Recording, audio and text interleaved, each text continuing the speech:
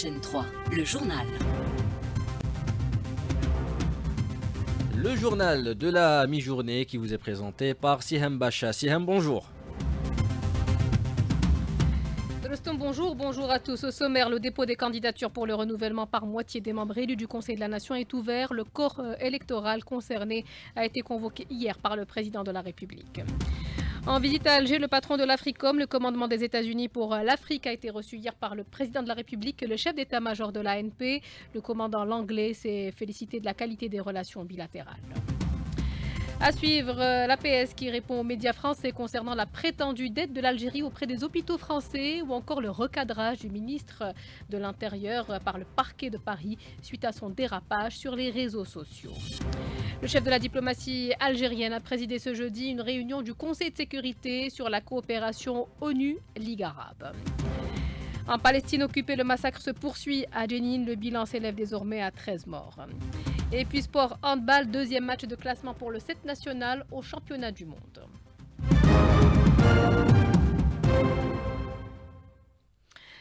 Madame, Monsieur, bonjour et bienvenue. En qualité d'envoyé spécial du président de la République, le ministre de la Santé, Abdelhak Saïhi, a été reçu aujourd'hui par le président des Comores, Azali Assoumani, auquel il a remis une lettre manuscrite du président Abdelmajid Tebboune. En application des décisions du président de la République, le ministre de l'Intérieur a procédé ce matin à l'installation de Ahmed Youssef en tant que wali de Béchar, en remplacement de Saïd Ben Kamou, selon la télévision nationale. Le président de la République, Abdelmajid Tebboune, a reçu hier le général d'armée Michael Langley, commandant du commandement militaire américain pour l'Afrique, l'Africom, et la délégation qui l'accompagne. Langley a également été reçu par le ministre délégué auprès du ministre de la Défense nationale, le général d'armée Saïd Chengriha, au siège de l'état-major de l'ANP. Un mémorandum d'entente a été signé dans le domaine sécuritaire. Langley a mis en avant le rôle de l'Algérie dans la région. Aujourd'hui, c'était un honneur et un privilège de rencontrer son Excellence le président Abdelmajid Tebboune pour discuter de la coopération militaire et sécuritaire entre les États-Unis et l'Algérie. Notre relation est profondément enracinée dans l'histoire, fondée sur le respect mutuel et des intérêts communs en faveur de la stabilité et de la sécurité régionale. Lors de cette rencontre, le général d'armée Saïd Chengriha et moi-même avons signé un mémorandum d'entente qui officialise nos objectifs communs en matière de sécurité et le partenariat que nous construisons depuis plusieurs années. Cet accord représente une étape importante dans le renforcement de notre relation et contribuera à la paix et à la sécurité régionale et internationale. L'Algérie, en tant que leader régional, joue un rôle essentiel et son leadership bénéficiera à tous les pays de la région. Ensemble, les États-Unis et l'Algérie continueront à œuvrer pour la prospérité, la protection et la paix pour nos populations. Le général d'armée Saïd Chengriha s'est félicité à son tour de la qualité des relations algéro-américaines. Le partenariat entre les deux pays connaît actuellement une dynamique positive dans les différents domaines, y compris de la défense et de la sécurité. Cette dynamique reflète notre volonté de promouvoir ce partenariat à des niveaux plus élevés au service des intérêts des deux pays. À ce titre, nous nous félicitons de l'excellence des relations militaires algéro-américaines, basées sur la rationalité, le pragmatisme, le dialogue constructif, avec pour objectif l'institution d'un partenariat durable. Coopération entre le Conseil de sécurité de l'ONU, la Ligue arabe, le ministre des Affaires étrangères, a présidé aujourd'hui à New York une réunion en présence du sous-secrétaire général pour le Moyen-Orient et le secrétaire général de la Ligue arabe. L'Algérie a diffusé une note dans laquelle elle est revenue sur les objectifs de la réunion, celle notamment d'évaluer l'état actuel de la collaboration entre l'ONU et la Ligue arabe, ainsi que les mécanismes immédiats et à long terme pour relever avec succès les défis régionaux actuels. Le ressortissant espagnol libéré, Navarro Canada Joaquim, a adressé ses remerciements au président de la République, Abdelmajid Tebboune, et à toutes les autorités algériennes pour avoir veillé à sa sécurité jusqu'à sa libération. Il s'est exprimé lors de sa remise à l'ambassadeur espagnol en Algérie, qui s'est déroulée au siège du ministère des Affaires étrangères. Voici ses propos. Tout d'abord, je voudrais remercier les autorités algériennes pour sa bienveillance, sa sécurité en tout moment donné. Et en particulier, je voudrais remercier Monsieur le Président de la République en sachant qu'il était toujours présent. Du reste, je vous demande de bien comprendre, de m'excuser. C'est un moment compliqué pour moi. Je suis encore sous un état de choc et j'aurais besoin de quelques jours. En tout cas, un grand merci à vous tous. Je me suis senti vraiment accueilli, vraiment aimé. Dans une nouvelle tentative d'attaque contre l'Algérie, la presse française affirme cette fois-ci que l'Algérie n'a pas réglé sa dette auprès des hôpitaux français. Dans un commentaire, l'APS répond et défait un à un les arguments avancés par les médias français. Lies Terghini.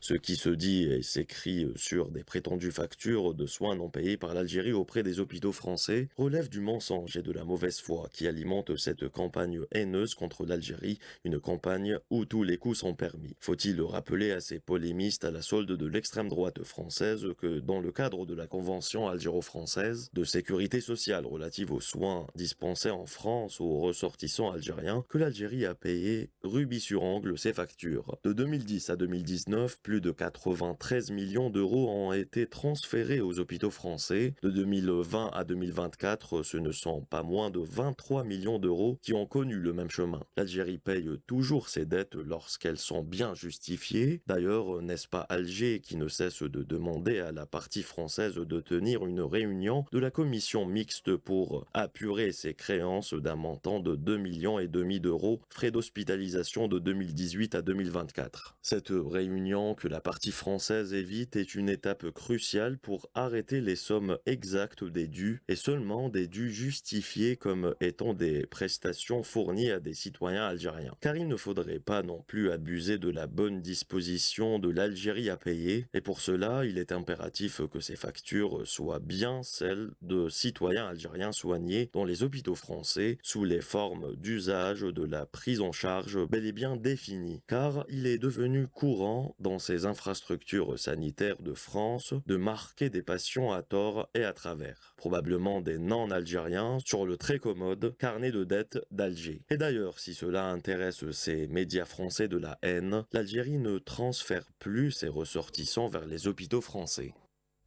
Le parquet de Paris a recadré hier le ministre français de l'Intérieur, Bruno Retailleau, pour sa communication jugée prématurée sur les réseaux sociaux. En effet, le ministre français de l'Intérieur avait annoncé l'interpellation mercredi matin d'un influenceur algérien, Alafiq Méziane, ce qui a nécessité une mise au point de la part du parquet, qui a affirmé que seule l'autorité judiciaire est légitime à communiquer sur une affaire en cours. La France, condamnée par la Cour européenne des droits de l'homme pour absence de protection d'un mineur isolé, un mineur guinéen. C'est ce qu'a dévoilé le site Info Migrants. Sa minorité avait été rejetée une première fois par les autorités françaises pour finalement être reconnue un peu plus tard.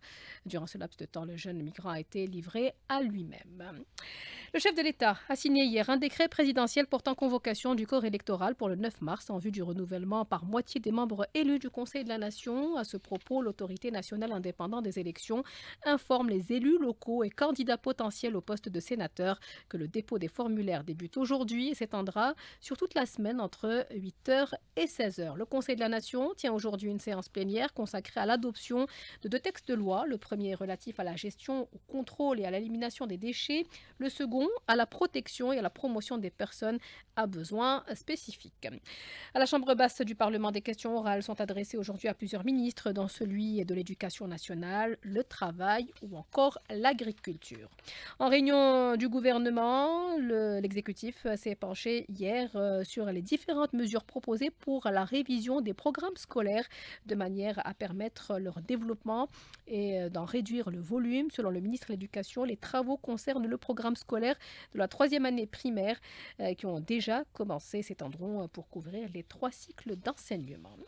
Le ministre de l'Enseignement supérieur et de la Recherche scientifique a présidé ce jeudi la cérémonie du lancement du premier master international en mathématiques et l'adhésion de l'École nationale supérieure de mathématiques au Centre international de physique théorique. Voici les propos de Kamel Bedari. Il est au micro de Soraya Roslan. Nos étudiants vont bénéficier des compétences internationales.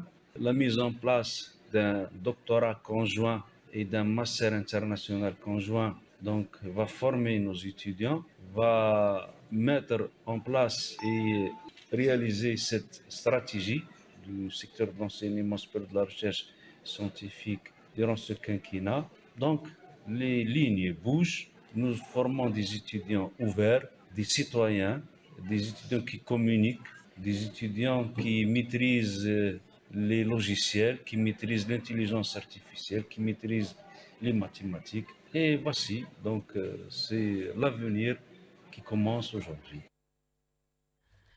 Et les professeurs de cette école se réjouissent du lancement de cette nouvelle spécialité à l'image de Nour Houda Wabah.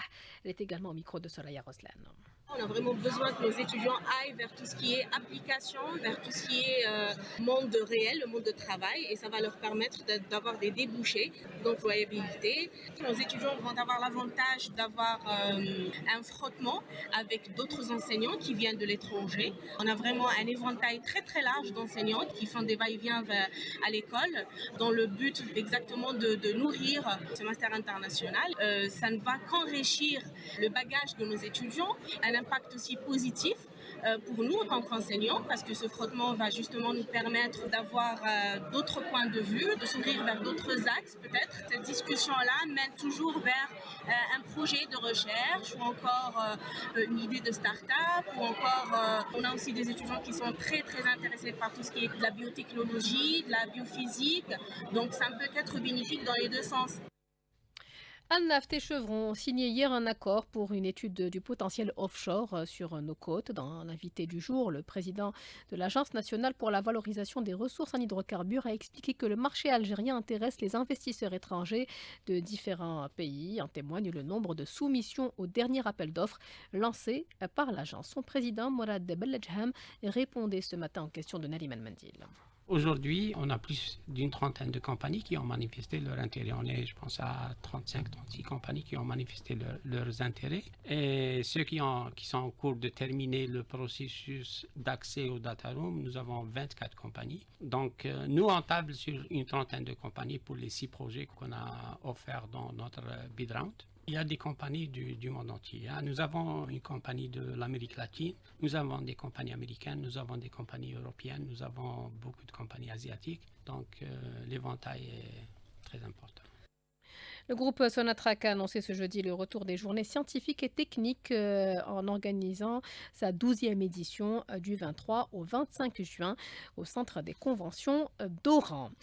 Le pôle urbain, justement, Ahmed Zabana d'Oran va connaître de nouveaux aménagements pour améliorer le cadre de vie de ses habitants. Le projet comprend entre autres la réalisation de plusieurs établissements scolaires. Hamza Belmadani pour la chaîne 3.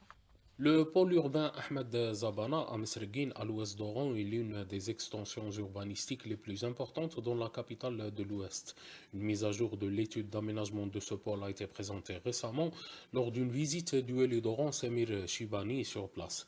Cette visite a été fructueuse comme elle a permis l'examen des problèmes urbains complexes et la proposition de solutions pratiques pour améliorer les conditions de vie des habitants et développer les infrastructures de la région. Riyad Lamouri, directeur de la construction et de l'urbanisme de la wilaya d'Oran. Quel est l'objectif de la mise à niveau? De revoir les choix effectués dans le passé afin de s'adapter aux nouvelles réalités de demande programmatique et de transformation d'achèvement et mise à niveau du pôle. Réinvestir la montée en puissance de l'économie de la connaissance comme élément moteur développement de la ville. Renforcer et améliorer la connectivité territoriale. Lors de la visite du élu d'Oran, il a insisté également sur la réception de 8 établissements éducatifs, dont 3 lycées en prévision de la prochaine rentrée scolaire. Il s'agit là d'une première inspection en présence des représentants de l'exécutif et de l'ensemble des responsables. Nous avons visité les infrastructures en cours de réalisation, comme ceux du collège, où il a fallu surmonter d'énormes difficultés. Il doit être prêt avant la rentrée 2025-2026. Nous avons inspecté au total 8 établissements, dont des écoles primaires, des collèges et 3 lycées. J'insiste particulièrement pour que ces projets soient finalisés cet été et mis à la disposition du département de l'éducation nationale afin d'alléger la charge existante dans ce pôle urbain.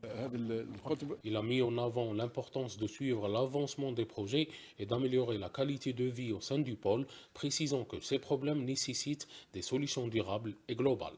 D'Oran, Mohamed Hamza Belmadani, Alger, chaîne 3. 2 terroristes se sont rendus aux autorités militaires à Bodj Mourtar. 15 éléments de soutien au groupe terroriste ont été arrêtés dans différentes opérations menées par des détachements de l'ANP à travers le territoire national.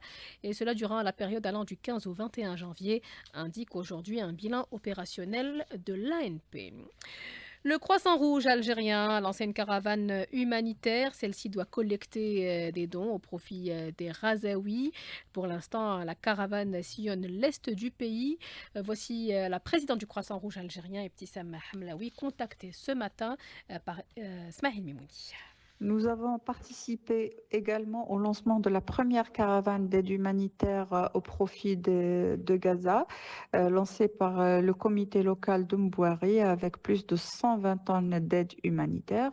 Et au final, nous sommes partis à Biskra où nous avons aussi inauguré le plus grand siège du Croissant Rouge algérien à l'Est, avec une capacité très très importante, avec aussi des salles qui seront destinées à la prise en charge des enfants autistes et trisomiques, des chambres froides, de grands hangars de stockage et des salles pour la formation des secouristes, plus l'atelier à la commune d'Ourlel, qui a aussi fourni au Croissant Rouge algérien plus de 5000 gilets cette année et 3000 tabliers. Une fierté aussi pour le Croissant Rouge algérien, atelier géré complètement par des femmes veuves divorcées qui ont pu vraiment faire leurs preuves et travailler pour la première fois de leur vie.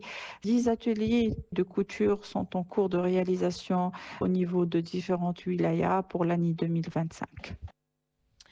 À propos de la situation en Palestine occupée, le massacre se poursuit. À Jenin, les forces d'occupation mènent une véritable opération d'épuration ethnique contre les civils. Le bilan provisoire fait état de 13 morts selon des sources médicales. L'entité sioniste a tué 2 jeunes Palestiniens ce matin à l'ouest de Jenin. Le camp de réfugiés est encerclé par des militaires. Témoignage de Najat Abou Gotna, membre d'une association qui se trouve dans le centre des femmes au camp de réfugiés de Jenin. Elle est contactée par Kalima Hasnaoui. Les forces israéliennes ont attaqué le camp par 3 axes afin de l'assiéger. Elle a commencé le bombardement des maisons et les côtés près. Ils ont détruit le matin 4 maisons de 4 étages. Et commençant par hier, les forces israéliennes commençaient à tuer, à tirer sur les docteurs, sur les infirmiers, sur les gens, sur les personnes handicapées. 13 morts, ils n'étaient pas des résistants. Cette opération, les forces israéliennes ont nommé l'opération le mur de fer, afin d'assiéger le camp de réfugiés de Jenin et de tuer les résistants qui sont dans le camp et de faire une autre Nakba. Le camp d'opération va faire à Jenin et à Tulkarem et à Nablus. Et les forces d'occupation sionistes entravent intentionnellement le travail des équipes des journalistes qui travaillent donc sur le camp de réfugiés de Jenin. Le reste de l'actualité en Palestine occupée dans le monde avec Kalima Hasnaoui. Nouvelle vague d'arrestations en Cisjordanie occupée. Au moins 22 civils palestiniens à El Khalil, Naplouse, Ramallah, Al-Quds occupés à Tulkarem arrêtés depuis hier soir, parmi lesquels se trouvait une femme et des prisonniers libérés. Et au 5e jour du cessez-le-feu à Gaza, les équipes de secours ont récupéré ce matin les corps de 9 martyrs dans la bourgade de Bani Souheila à l'est de Khan Younes, a indiqué l'agence de presse palestinienne Wafa, portant ainsi le nombre total des dépouilles récupérées à 170 martyrs. L'interdiction faite par l'entité sioniste à l'UNRWA d'exercer entrera en vigueur dans moins d'une semaine. L'effondrement de l'UNRWA entraînera la paralysie de l'opération humanitaire à Gaza, un effondrement des soins de santé et de l'éducation pour des milliers de civils en Cisjordanie occupée. C'est ce que révèle un nouveau rapport de l'Institut de recherche sur la paix d'Oslo. L'Algérie a convoqué en sa qualité de membre non permanent au Conseil de sécurité de l'ONU un briefing au Conseil mardi prochain pour évoquer la situation dangereuse persistante à laquelle fait face l'UNRWA dans les territoires palestiniens occupés. L'Algérie qui préside le Conseil de sécurité pour le mois de janvier.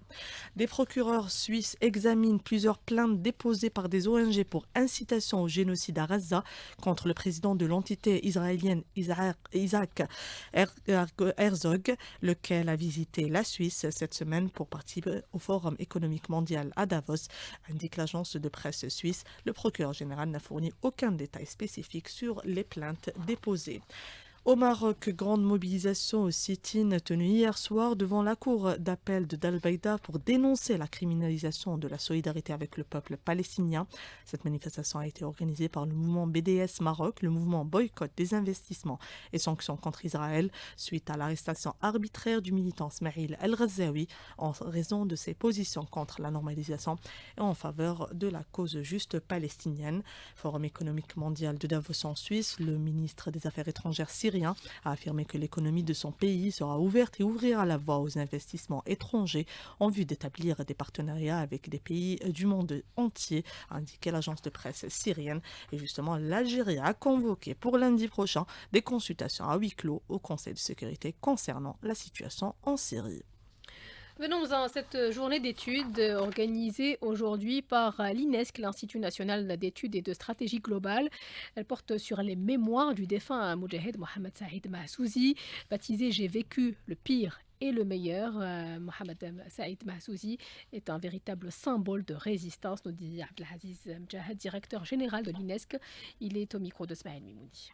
Mohamed Saïd Mahsouzi, c'est un symbole, c'est un modèle, c'est un exemple du citoyen engagé, du militant. Il a été parmi les précurseurs qui ont réagi au crime de l'occupant en mai 1945. Et il a été emprisonné et on peut le considérer comme le Mandela algérien. Il a été toujours fidèle à la ligne Tao, de 1945 jusqu'à sa mort.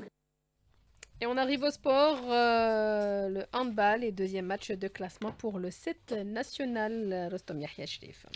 Tout à fait, c'est un match entre deux équipes qui s'étaient inclinées lors de la première journée de la phase de groupe de la Coupe du Président. Le 7 national qui a perdu 32-38 face à la Pologne et la Guinée qui s'est inclinée face au Koweït 24-26. Aujourd'hui, l'objectif sera de battre la Guinée pour espérer ensuite vaincre le Koweït samedi lors de la dernière journée pour pouvoir terminer à la deuxième place afin de jouer le match de classement pour la 27e position pour améliorer le classement de la précédente édition où l'Algérie avait terminé à la 31e et avant-dernière place du championnat du monde devant l'Uruguay. Et puis il y a à l'instant en rugby la réélection du président Soufiane Abdelkader Ben Hassan à la tête de la fédération algérienne de rugby avec 12 voix contre 5 pour Mourad Gelbi et une seule pour Farhat Saïd. Donc Soufiane Abdelkader Ben Hassan réélu à la tête de la fédération algérienne de rugby. Ce journal est à présent terminé. Merci à vous de l'avoir suivi, à toute l'équipe qui a participé. Sid Ali Djilali était à la réalisation, Nassim à la technique, Mriem à la régie d'antenne et Ikram au streaming vidéo. Tout de suite, c'est la météo présentée par Amine Mounier. Très bonne suite des programmes sur la chaîne 3.